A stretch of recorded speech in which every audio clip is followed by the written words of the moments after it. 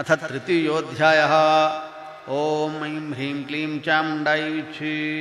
ऋषिरुवाच ॐ निहन्यमानं तत्सैन्यमवलोक्य महासुरः सेनानीश्चुक्षुरः कोपाद्यजौ योद्धुमथाम्बिकाम्। ॐ सदेवीं शरवर्षेण ववर्षसमरेऽसुरः यथा मेरुगिरे शृङ्गन्तोयवर्षेण तोयदः। ॐ तस्य छित्त्वा ततो देवी लेलयैव शरोत्करान् जघानतुर्गान् बाणैर्यन्तारं चैव वाजिनाम्।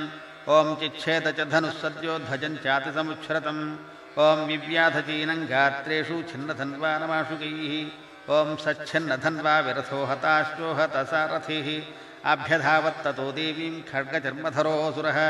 ॐ सिंहमाहत्य खड्गेन तीक्ष्णधारेण मूर्धनि आजघानभुजे सव्ये देवीमप्यतिवेगवान्। ॐ तस्याखड्गो भुजं प्राप्य पफालं नृपनन्दन। ॐ ततो जग्राहशूलं सकोपादर्णलोचनः। ॐ चिक्षेप च ततस्तत्तु भद्रकाళ్यां महासुरः जाज्वल्यमानं तेजोभिर्रविबिम्बमिवाम्बरात्।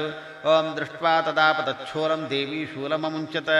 ॐ तच्छूलं शतधातेन नीतम्। ॐ स च महासुरः ॐ हते तस्मिन् महावीर्य महिषस्य च मूपतौ आजगामगजारूढश्चामरस्त्रिदशार्दनः। ॐ सोऽपि शक्तिं मुमोचाथा देव्याः। ॐ तामम्बिकाद्रुतं हुङ्काराभिहतां भूमौ पातयामास निष्प्रभाम्। ॐ भग्नां शक्तिं निपतितां दृष्ट्वा क्रोधसमन्वितः चिक्षेप चामरः शूलम्। ॐ बाणैः तदपि साच्छनत्। ॐ शूलं च विफलं दृष्ट्वा धनुरादाय दानवः देवीं स वाहनां बाणैः स्वविध्यत्कृतलाघवः। ॐ ततः सिंहस्समुत्पत्त्या गजकुम्भान्तरे स्थितः बाहुयुद्धेन युयुधे तेनोच्चैस्त्रिदशारिण। ॐ युध्यमानौ ततस्तौ तु तस्मान्नागान् महीङ्गतौ युयुधातेति संरब्धौ प्रहारैरतिदारुणैः।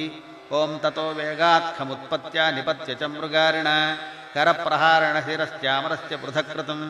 ॐ उदग्रश्चरणे देव्या शिलावृक्षादिभिर्हतः। ॐ दन्तमुष्टितलैश्चैव कराळश्च निपातितः। ॐ देवी क्रुद्धा गदापातैश्चोर्णयामास चोद्धतम्। ॐ बाष्कलं भिन्दिपालेन ॐ बाणैस्ताम्रम्। ॐ तथान्धकम्। ॐ उग्रास्यम्। ॐ उग्रवीर्यञ्च। ॐ तथैव च महाहनुम्। ॐ त्रिनेत्रं च त्रिशूलेन जघान परमेश्वरी। ॐ बिडालस्यासिनाकायात् पातयामास वैशिरः।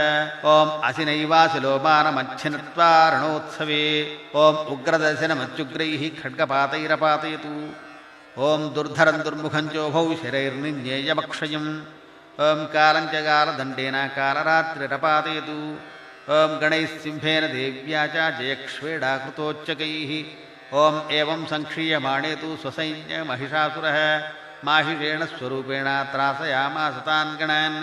ॐ कांश्चुतुण्डप्रहारेण ॐ खुरक्षेपैस्तथा परान्। ॐ लाङ्गूलताडितांश्चान्यान् ॐ शृङ्गाभ्यां च विदारितान्। ॐ वेगेन कांश्चितु। ॐ अपरान्नादेन ॐ भ्रमणेन च ॐ निःश्वासपवनेनान्यान् पातयामास भूतले। ॐ निपात्य प्रमथानीकमभ्यधावत सोऽसुरः सिंहं हन्तुं महादेव्याः। ॐ कोपञ्चक्रे ततोऽम्बिका। ॐ सोऽपि गोपान् महावीर्यः खुरक्षुण्णमहीतलः शृङ्गाभ्यां पर्वतानुच्चांश्चिक्षेप च ननाद च। ॐ वेगभ्रमणविक्षुण्णा महीतस्य व्यशीर्यत। ॐ लाङ्गुलेन हतश्चाप्थेः प्लावयामास सर्वतः। ॐ धुतशृङ्गविभिन्नाश्च खण्डं खण्डं युयुर्घनाः। ॐ श्वासालिलास्ताः शतशो निपेतुर्नभसोचलाः। ॐ इति क्रोधसमाध्मातमापतन्तं महासुरं दृष्ट्वा सा चण्डिका कोपं तद्वधाय तदाकरोत्। ॐ सा क्षिप्त्वा तस्य वैपाशं तं बबन्ध महासुरम्। ॐ तत्याजमाहिषं रूपं सोऽपि बद्धो महावृधे। ॐ ततो व्याघ्रो भवतु। ॐ पश्चात् खड्गः। ॐ पौत्री ततः परम्। ॐ ततः सिंहो भवत्सद्यः। ॐ यावत्तस्याम्बिकाशिरः छिनत्ति तावत्पुरुषः खड्गपाणिरदृश्यत। ॐ तत एवाशु पुरुषं देवी चिच्छेदसायकैः तं खड्गजर्मणा सार्धम्। ॐ ततः सोऽभून्महागजः। ॐ करेण च महासिंहं तं च कर्षजगर्ज च। ॐ कर्षतस्तु करं देवी खड्गेन निरकृन्तत। ॐ ततो महासुरो भूयो माहिषं वपुरा स्थितः तथैव क्षोभयामास त्रैलोक्यं सचराचरम्।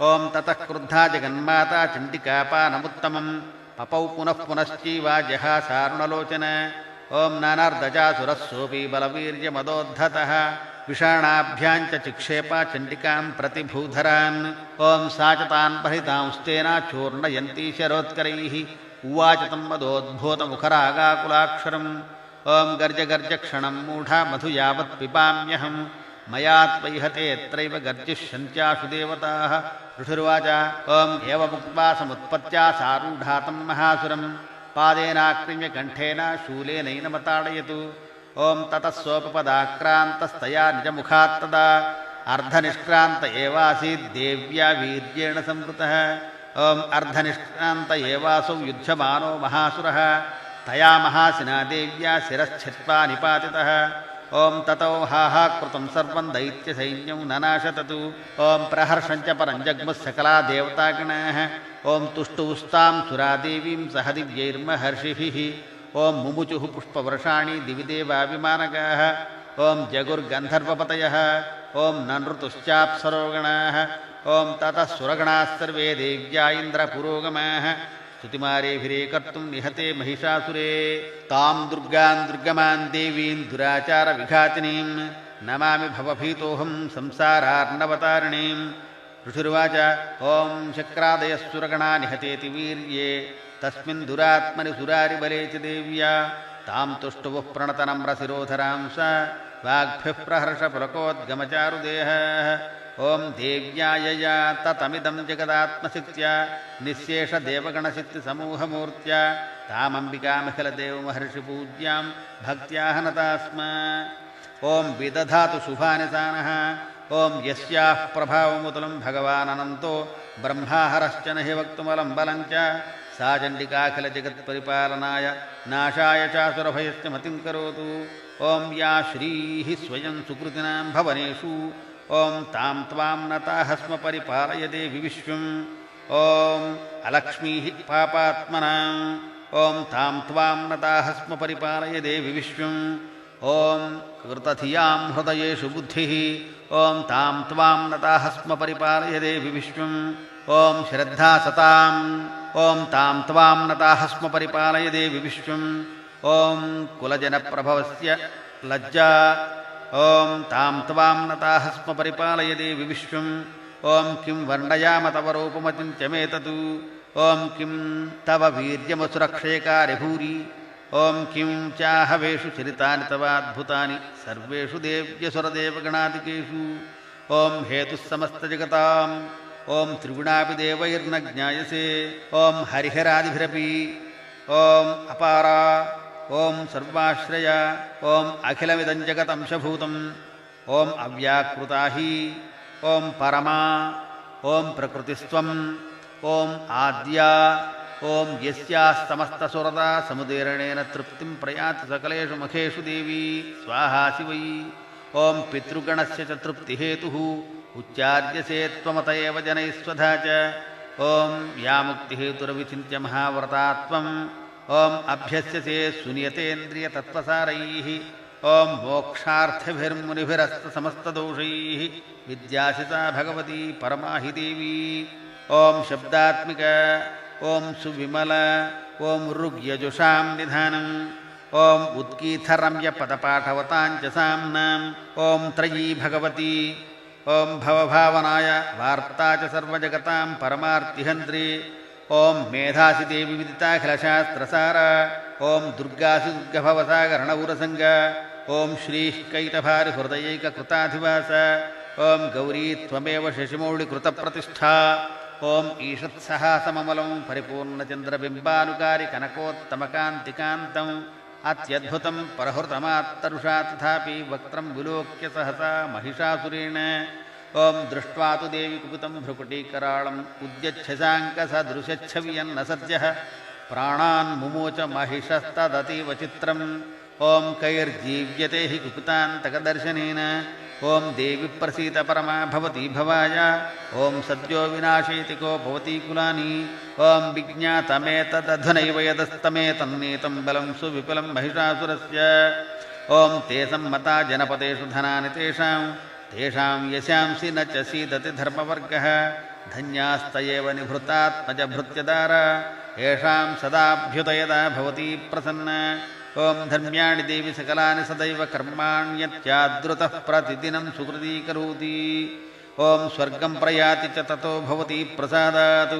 ಓಂ ಲೋಕದ್ವಯೇಪಿ ಫಲದಾನನು ದೇವಿತೇನ. ಓಂ ದುರ್ಗೆ ಸ್ಮೃತಾ ಹರತಿ ಭೀತಿಮಶೇಷಜಂತೋಃ. ಓಂ ಸ್ವಸ್ಥೈ ಸ್ಮೃತಾ ಮತಿಮತೀವ ಶುಭಾನ್ ದದಾಸಿ. ಓಂ ದಾರಿದ್ರ್ಯ ದುಃಖ ಭಯಹಾರ್ಣಿಕಾ ತ್ವದನ್ಯ ಸರ್ವೋಪಕಾರಕರಣಾಯ ಸದಾರ್ದ್ರಚಿತ್ತ. ಓಂ ಯೇಭಿರ್ಹತೈರ್ಜಗದುಪೈತಿ ಸುಖಂ ತಥೈತೆ ಕುರ್ವಂತು ನಾಮ ನರಕಾಯ ಚಿರಾಯ ಪಾಪಂ. ಸಂಗ್ರಾಮ ಮೃತ್ಯುಮಧಿಗಮ್ಯ ದಿವಂ ಪ್ರಯಾಂತು ಮತ್ವೇತಿ ನೂನಮಹಿತಾನ್ ವಿನಿಹಂಸಿ ದೇವಿ. ಓಂ ದೃಷ್ಟ್ವೈವ ಕಿಂ ನ ಭವತಿ ಪ್ರಕರೋತಿ ಭಸ್ಮ ಸರ್ವಾಸುರಾನರಿಷು ಯತ್ ಪ್ರಹಿಣೋಷಿ ಶಸ್ತ್ರಂ. ಲೋಕಾನ್ ಪ್ರಯಾಂತುರಿಪವೋಪಿ ಹಿ ಶಸ್ತ್ರಪೂತ ಇತ್ತಂ ಮತಿರ್ಭವತಿ ತೇಷ್ವಪಿ ತೇತಿ ಸಾಧ್ವಿ. ಓಂ ಖಡ್ಗಪ್ರಭಾನಿಕರವಿಸ್ಫುರಣೈಸ್ತಥೋಗ್ರೈಃ ಶೂಲಾಗ್ರಕಾಂತಿನವಹೇನ ದೃಶೋಸುರಾಣಾಂ. ಯನ್ನಾಗತಾ ವಿಲಯಮಂಶುಮದೆಂದು ಖಂಡಯೋಗ್ಯಾನಂತವ ವಿಲೋಕಯತಾಂ ತದೇತತು.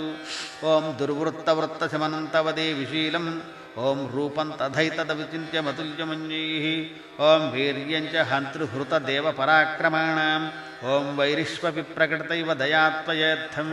ಓಂ ಖೇನೋಪಮಾ ಭವತು ತೇಶ್ಚ ಪರಾಕ್ರಮಸ್ಯ ರೂಪಂಚ ಶತ್ರುಭಯಕಾರ್ಯತಿಹಾರಿಕುತ್ರ. ಓಂ ಚಿತ್ತೇ ಕೃಪಾ ಸಮರನಿಷ್ಠುರತಾ ಚ ದೃಷ್ಟಾ ತ್ವಯ್ಯೇವ ದೇವಿ ವರದೆ ಭುವನತ್ರಯೇಪಿ. ಓಂ ತ್ರೈಲೋಕ್ಯಮೇತದಖಿಲಂ ರಿಪುನಾಶನೇನ ತ್ರಾತಂ ತ್ವಯಾ ಸಮರಮೂರ್ಧನಿತೇಪಿ ಹತ್ವಾ ನೀತಾದಿವಂ ರಿಪುಗಣಾಭಯಮಪ್ಯಪಾಸ್ತಮಸ್ಮಾಕಮನ್ಮದಸುರಾರಿಭವನ್. ಓಂ ನಮಸ್ತಿ. ಓಂ ಶೂಲೇನ ಪಾಹಿ ನೋ ದೇವಿ ಪಾಹಿ ಖಡ್ಗೇನ ಚಾಂಬಿಕೆ.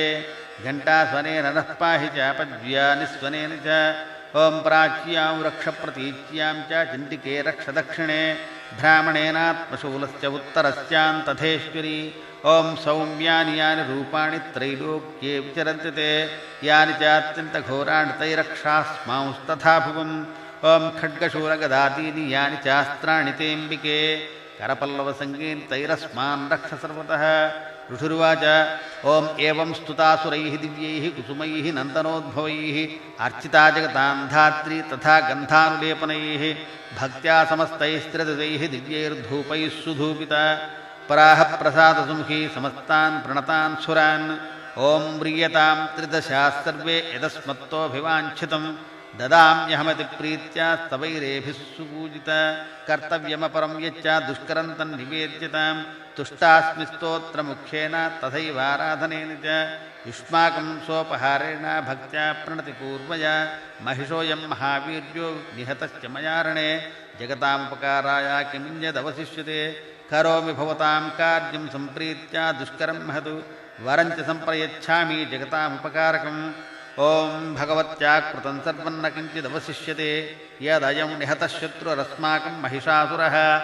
ಓಂ ಯದಿ ಚಾಪಿ ವಿರೋಧೇಯಸ್ತ್ವಯಾಸ್ಮಾಕಂ ಮಹೇಶ್ವರಿ ಸಂಸ್ಮೃತಾ ಸಂಸ್ಮೃತಾ ತ್ವಂ ನೋ ಹಿಂಸೇಥಾಃ ಪರಮಾಪತಃ. ಓಂ ಯಶ್ಚ ಮರ್ತ್ಯಃ ಸ್ತವೈರೇಭಿಸ್ತ್ವಾಂ ಸ್ತೋಷ್ಯತ್ಯಮಲಾನನೆ. ತಸ್ಯ ವಿತ್ತರ್ಥಿವಿಭವೈಃ ಧನದಾರಾತಿ ಸಂಪದಾಂ ವೃದ್ಧಯೇ. ಓಂ ಅಸ್ಮತ್ಪ್ರಸನ್ನಾತ್ವಂ ಭವೇಥಾಃ ಸರ್ವದಾಂಬಿಕೆ. ಓಂ ಐಶ್ವರ್ಯಂ ವಿಪುಲಂ ದೇಹಿ ಮಾನಸಾಹ್ಲಾದಕಾರಕಂ. ಅಲಮೇತರ್ಹಿ ದೇವೇಶಿ ತ್ರೈಲೋಕ್ಯಹಿತಕಾಮ್ಯಯ. ಪೂರ್ವಮೇವ ವರಂ ಪ್ರಾದಾಸ್ತ್ವಮಸ್ಮದ್ವಚನಾತ್ ಕಿಲ. ವಧಾಯಾಸುರವರ್ಗಸ್ಯ ಹಿತಾಯ ಚ ದಿವೌಕಸಾಂ. ಋಷಿರುವಾಚ. ಓಂ ಇತಿ ಪ್ರಸಾದಿತಾ ದೇವೈರ್ಜಗತೋರ್ಥೇ ತಥಾತ್ಮನಃ. ತಥೇತ್ಯುಕ್ತ್ವಾ ಭದ್ರಕಾಳಿ ಬಭೂವಾಂತರ್ಹಿತಾ ನೃಪ.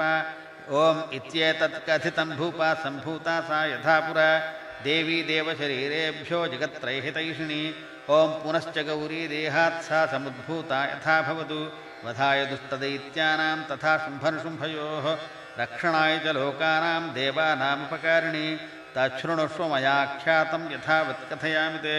इति श्री मार्कंडेय महापुराणांतर्गत सावर्णिक मन्वंतर कथांतर्गत देवी महात्म्यांतर्गतो महिषासुरवधत्वेन प्रसिद्धः मूल श्लोक मंत्र विभागे नवशती मंत्रमालायां तृतीयोऽध्यायः समाप्तः। श्री परमेश्वरार्पणमस्तु।